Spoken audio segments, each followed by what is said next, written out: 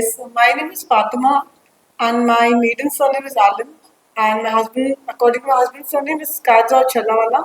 My cases are in the courts, from Session Court, High Court to Bandra Court. My cases are running. Basic case था domestic violence का. मैंने actually तलाक मांगा था because I was not happy in the marriage. तो I wanted a peaceful divorce, तो वो हुआ नहीं। तो कुवैत में मैंने डिवोर्स का पहला फाइलिंग स्टार्ट हुआ वहाँ पे।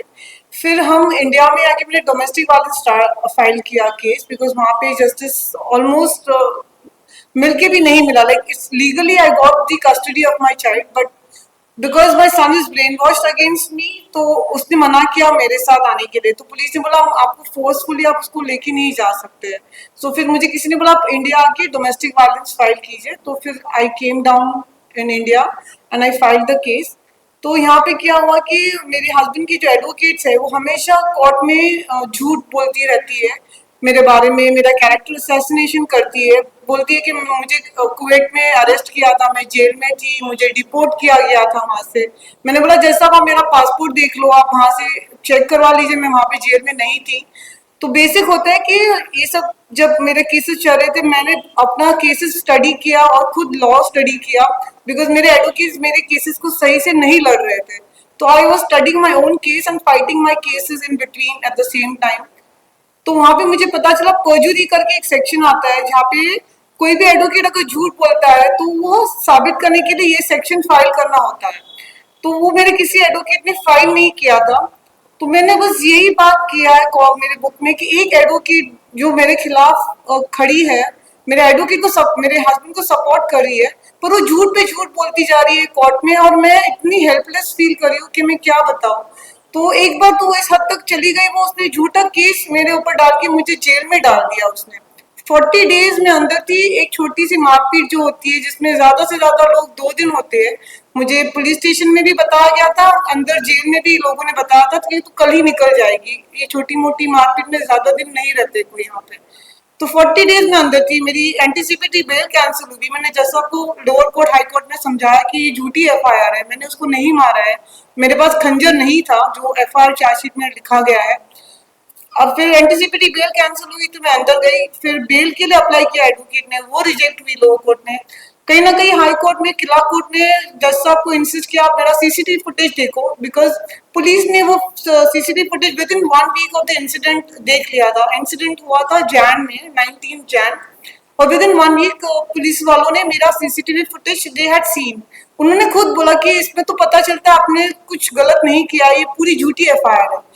पर कोर्ट में वो सीसीटीवी फुटेज बहुत लेट आई मेरे अंदर जाने के बाद। पर जब जज ने वो देखा तो मुझे बेल दिया, तो मैं बाहर बेल पे आई हूँ, जबकि एक्चुअली मुझे डिस्चार्ज मिलना चाहिए, बिकॉज वो केस पूरा झूठा केस है। तो मैं यही बता रही हूँ कोर्ट में कि एक एडवोकेट ने झूठी एफआईआर की है और कोई उसके ऊपर एक्शन नहीं ले रहा है। वो मेरा हक छीन रही है, वो मेरा मेंटेनेंस का हक छीन रही है, मेरे बच्चे को मिलने का, जो माइनर है बिलो 18 है, मुझे उसको मिलने के लिए मना कर रहे हैं।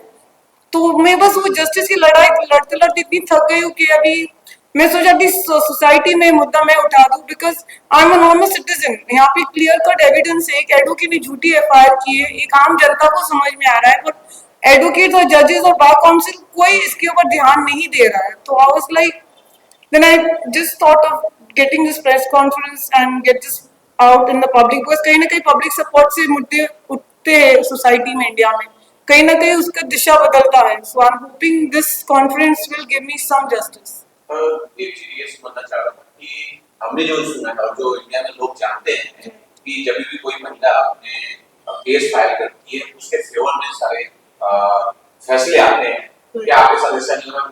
जो कि कोर्ट जो है महिलाओं को ज्यादा फेवर करती है, ऐसा हमने सुना है, और ऐसा आता भी है। आपके केस कुछ अलग सुनाई देता है।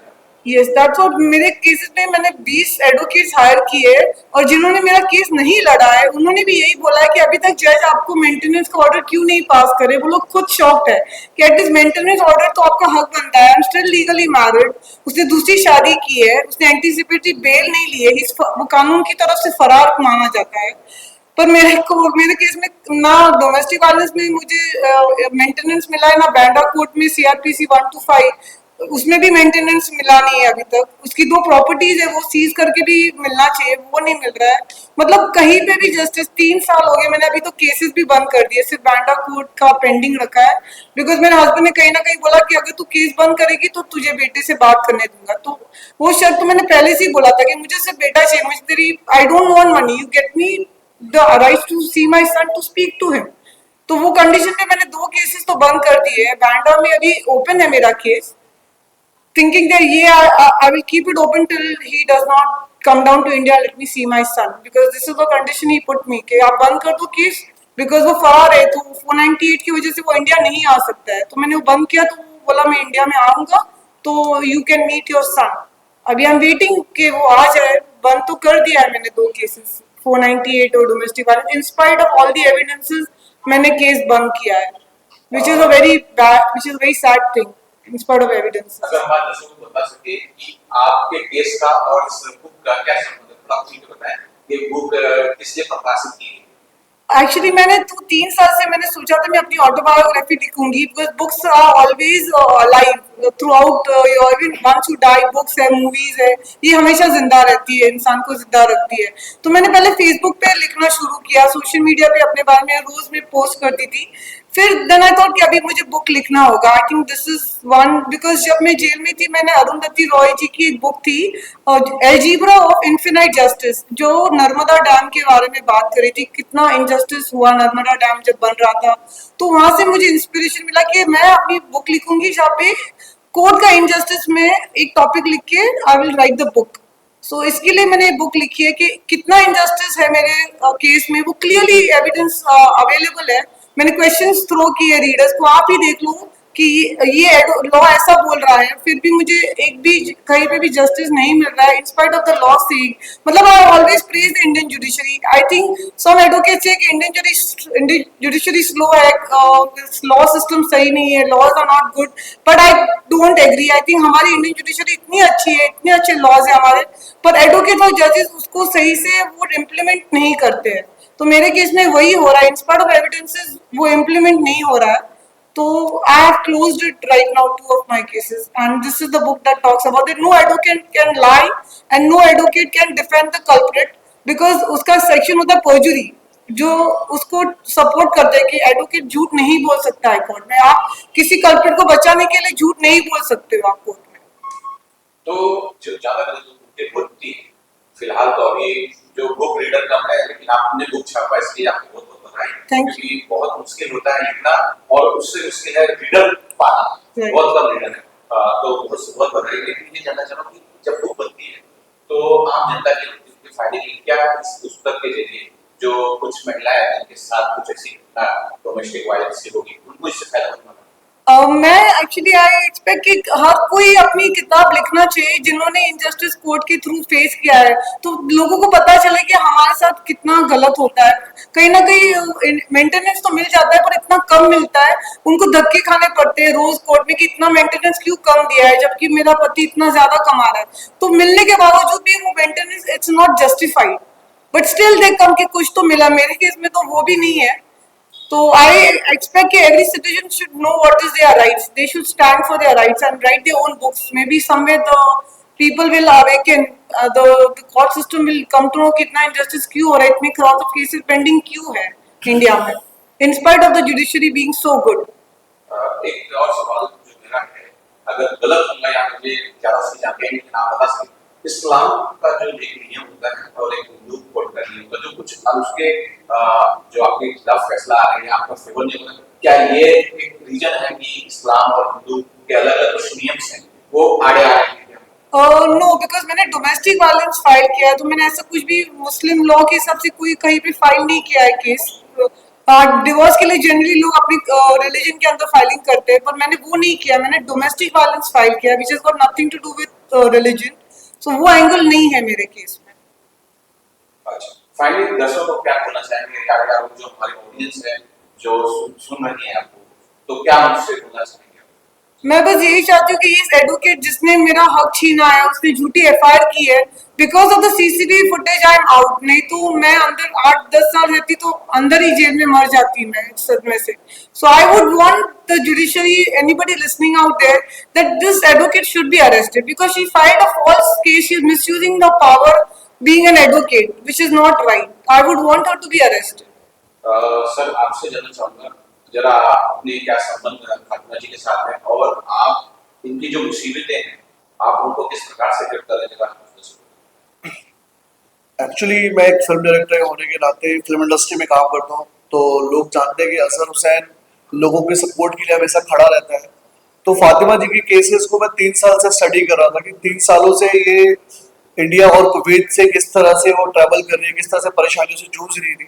बट फाइनली अभी मैंने सीरियसली इन चीज़ों को, क्योंकि जब इन्होंने किताब लिखा इनजस्टिस, तो मुझे लगा कि जस्टिस की जो ज़रूरत है हिंदुस्तान में, लोग अक्सर इससे मतलब परे हैं इन चीज़ों से, क्योंकि देश के अंदर में हर तरह का धर्म है हमारे हिंदुस्तान के अंदर में, हिंदू मुस्लिम सिख ईसाई सब मिक्स रहते हैं। हर किसी का अपना एक अलग अपना अपना एक हक है कि अब उनको एक समाज में उनको इंसाफ मिले, अपनी परेशानियों से वो बाहर निकाले जाए। क्योंकि फातिमा जी के अंदर पर्सनली ये था कि उनके परिवार में, जैसे उनके हस्बैंड है, उनके हस्बैंड के साथ में जो प्रॉब्लम हुआ, प्रॉब्लम के बाद उन्होंने अपने कोर्ट में फाइल किया कि मैं आपसे डिवोर्स लेके सेपरेट होना चाहती हूँ और डिवोर्स में उससे बिना पे दूंगी जहाँ पे मुझे मेरे बेटे की कस्टडी दी जाए। बट उनकी बेटी की कस्टडी उनको नहीं दी गई और एक तलाक इनका हो गया, और उसके बाद ये इंडिया आती है और इंडिया में यहाँ पे केस फाइल करती है कि मुझे इंसाफ मिले।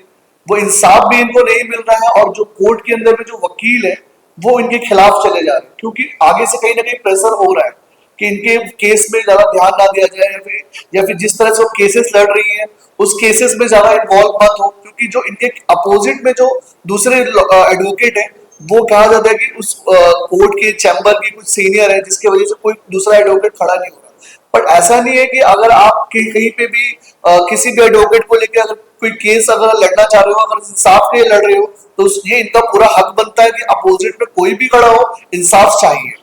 तो अगर फातिमा जी अगर यहाँ तक पहुंची है और ये हमारी बुक इनजस्टिस अगर मार्केट में पब्लिश हो रही है, ये आपके लिए है। अगर आपको कहीं ना कहीं स्टोरी पढ़ के लगती है कि फातिमा जी को इंसाफ मिलना चाहिए, तो डेफिनेटली हम इनके साथ हैं। और मैं चाहूंगा कि आप लोग भी सपोर्ट करें इन चीजों के लिए कि वकील जो कोर्ट रूम के अंदर में एक सही इंसान के खिलाफ होकर जो लड़ रहे हैं वो गलत है। एक सही इंसान को सपोर्ट करो, उनको जस्टिस दिलाओ, उनको इंसाफ दिलाओ, ये हम सबका मोटो है। क्योंकि हिंदुस्तान में बहुत से लोग हैं जिन लोगों के केसेस कितने सालों से पेंडिंग पड़े कोर्ट के अंदर में, जिससे कोई सुनवाई नहीं है। पर अब अगर इस तरह से चलता रहा तो हमारे साथ तो अगर होता तो हम लोग सहने की वो चीजें मतलब कैपेसिटी है तो सह लेते हैं, चक्कर काट लेते, धक्के खा लेते कोर्ट के, तारीख के, हर चीजों के। पर एक औरत किस तरह से जाएगी कोर्ट के चक्कर काटने के, किस तरह से फाइनेंशियली सपोर्ट उसको मिलेगा? इस जगह पे ये इस कंडीशन पे आज खड़े कि इनकी फैमिली भी सपोर्ट यहाँ पे नहीं कर रही है। तो ये हमारे लिए बहुत मैटर करता है इन चीजों का कि जहाँ पे एक लेडी अपने इंसाफ के लिए लड़ रही है, उस जगह पे अगर समाज या फिर कोई गवर्नमेंट या कोई भी कानून सपोर्ट नहीं कर रहा, तो इन्हें यहाँ पे आगे आना पड़ेगा। और हम जैसे दोस्त इनके आगे सपोर्ट के लिए खड़े रहेंगे हमेशा। आपको कुछ एक्सप्लेन करना चाहेंगे? हाँ, मैं भी बिलीव करता हूँ। तो एक्सपीरियंस की बात ये सब सबसे पहले आपसे जानना चाह रहा हूँ कि आप किस प्रकार से इनसे जुड़े फातिमा जी से और किस प्रकार से इनकी हेल्प करेंगे। नहीं, मैं सबसे पहले एक बात कहना चाहता हूँ। फातिमा आज एक हमारे समाज की एक ऐसी महिला है जो एक ताकतवर इंसान से लड़ रही है। हमारे देश में नारा दिया जाता है बेटी बचाओ बेटी पढ़ाओ, लेकिन होता उसके उलट। हमें लगा पता कि अजहर ने इनको सपोर्ट किया है, अजहर मेरा भाई है छोटा और अच्छी डायरेक्शन करता है, डायरेक्टर है इंडस्ट्री में। उसने बोला भाई ऐसी ऐसी कहानी है, एक हमारी मिलने वाली दोस्त है, उन्होंने ये बुक लिखी है। अब इस बुक के अंदर सैकड़ों पन्ने हैं, हर एक पन्ने पे इनका दर्द लिखा होता है। एक महिला इस देश से शादी करके दूसरे देश में जाती है, ना यहाँ खुश रह पाती है ना वहां रह पाती है, हार थक के वहां से लौटती है तो क्या मिलता है? जेल, वो भी 40 दिन। बेटे से मिलने नहीं दिया जाता है, तो कानून बचा कहाँ है? कानून के रक्षक जब भक्षक बन जाए तो कानून बचता नहीं है। आने वाले टाइम में क्या होगा? आज ये प्रेस कॉन्फ्रेंस होगी, 10-20-50,000 लोग देखेंगे। जब ये हाथ थक जाएंगे, आत्महत्या करेंगे और एक मोमबत्ती जला करके सब लोग बोलेंगे बहुत अच्छी थी। इससे ज्यादा कुछ नहीं होने वाला। अगर आप इसको सपोर्ट कर सकते हैं तो इनकी बुक को जाकर के अमेज़न पे पढ़िए, इनके दर्द को जानिए। ये देखिए कि एक महिला माँ भी होती है, बेटी भी होती है, बहन भी होती है, बीवी भी होती है। अगर महिला नहीं बचेगी तो कैसे माँ पाओगे, कैसे बेटी पाओगे, कैसे बीवी बनाओगे? तो किसी के दर्द को समझने की बहुत ज्यादा जरूरत है। और ऐसे कानून के भक्षकों को जेल की सलाखों के पीछे पहुंचाने की बहुत ज्यादा आवश्यकता है। क्यों? वो अपनी पावर का नाजायज इस्तेमाल करते हैं, सिर्फ अपने रुतबे के कारण, ज्यादा पैसा होने के कारण। ऐसा नहीं है, कानून बचा हुआ अच्छे लोग भी हैं देश में। सिर्फ एक ऐसा इंसान अगर इन्हें सपोर्ट करे जिसे दुनिया जानती है, तो वो व्यक्ति जेल की सलाखों के पीछे होगा जिन्होंने इसको दर्द दिया है। बाकी भाई साहब है सुनील पाल जी, आगे की बात वो बताएंगे। आप कॉमेडियन से लोग को हंसाते हैं, लेकिन इस वक्त बड़ा मुद्दा गंभीर है। एक पुस्तक आपके सामने ही है और फातिमा जी ने लिखा है और उन्होंने अपने दर्द को बयान किया है। इनके साथ जो इंसाफ या नाइंसाफी हुई है उस बारे में बयान किया है। कुछ आप बोलना चाहें? बस मैं तो ये कहना चाहूँगा कि फातिमा जी इस वक्त जिस दौर से गुजर रही है, इनके नाम में ही माँ है। फातिमा को पूरे समाज की तरफ से, पूरे देश की तरफ से एक सपोर्ट मिलना चाहिए। और कानून और न्याय व्यवस्था पे तो हमको हमेशा ही भरोसा है। हमारा देश का कानून जो है, मैं समझता हूँ कि उस न्याय प्रणाली पर, सत्य में जयते पर हमें पूरा विश्वास है। सत्य जो है थोड़ा सा पराजित तो नहीं हो सकता, लेकिन हाँ परेशान जरूर होते हैं। तो सत्य को हम परेशान होता देख रहे हैं, लेकिन न्याय प्रणाली के अगर विषय में कहूँ, मुझे लगता है कि जुडिशरी हमारे कोर्ट की तरफ से, न्याय की तरफ से एक दिन इनको इंसाफ मिलेगा। क्योंकि कोई भी इंसाफ से बड़ा नहीं होता, कानून से बड़ा नहीं होता। हर व्यक्ति वहाँ पर सब एक जैसे हैं।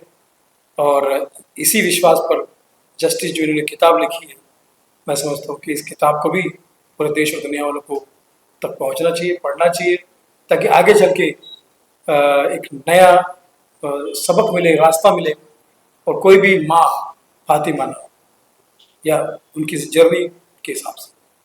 फातिमा जी, जैसे सर ने कहा कि सत्य पराजित नहीं हो सकता, परेशान होता है और सच में आपकी जीत होगी। और जो पुस्तक में आपने लिखा है, आप उस दर्द को, जैसे आपके आंखों में मैं देख सकता हूँ, उस दर्द को लोग समझेंगे।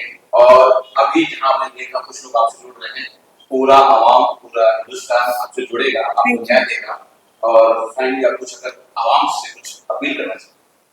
बस यही है कि आज जो जिनके केसेस नहीं भी है कोर्ट में, जिन्होंने धक्के नहीं भी खाए पुलिस स्टेशन में, उनको भी सपोर्ट करना चाहिए। बिकॉज कभी ना कभी अगर फ्यूचर में आप जाएंगे तो आप ये किताब को याद रखेंगे कि कोई भी एडवोकेट को हक नहीं है झूठ बोलने का, किसी विक्टिम का हक छीनने का हक नहीं है। बिकॉज पर्जुरी जो सेक्शन है कोर्ट में, लॉ खुद कहता है कि आप झूठ नहीं बोल सकते कोर्ट में।